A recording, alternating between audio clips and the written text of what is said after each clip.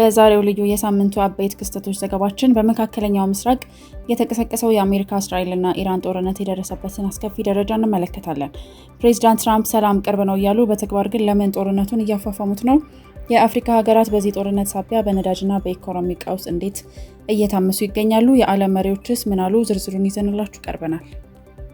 ሳምንቱ በከባድ የአየር ድብደባዎች የተጀመረ ነበረ። እስራኤል ኦፕሬሽን ሮሪንግ ላየን በሚል በሰየመችው ወታደራዊ ዘመቻ በኢራን የኒውክሌር ተቋማትና በዋና ዋና የብረት ማምረቻ ፋብሪካዎች ላይ ጥቃት ሰንዝራለች።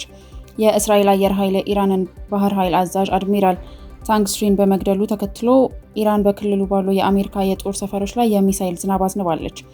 ጦርነቱ አሁን ከኢራን አልፎ ሊባኖስን እያወደመ ይገኛል። በደቡብ የሊባኖስ ዛህራኒ ወንዝ አቅራቢያ ከሚኖሩ ከግማሽ ሚሊዮን በላይ ሰዎች ቤታቸውን ጥለው እንዲሸሹ ታዟል። በሊባኖስ ብቻ የሟቾች ቁጥር ከ1100 በላይ ሆኗል። የየመን ሁቲዎችም ጣታችን በቃታ ላይ ነው በማለት አሜሪካና እስራኤል ጥቃታቸውን ካላቆሙ በቀይ ባህር ላይ የሚደረገውን የንግድ እንቅስቃሴ ሙሉ በሙሉ እንደሚያቆሙ ዝተዋል። በትላንትናው ዕለትም ጥቃታቸውን መሰንዘር ጀምረዋል። ሌላኛው የዚህ ሳምንት ትልቁ ዜና ደግሞ የሆርሙዝ ሰርጥ ላይ የታየው እንቅስቃሴ ነበር። ኢራን ሰርጡን ለጠላቶች ዝግ ነው ማለቷን ተከትሎ ዓለም አቀፍ የንግድ መስመሮች ተስተጓጉለዋል።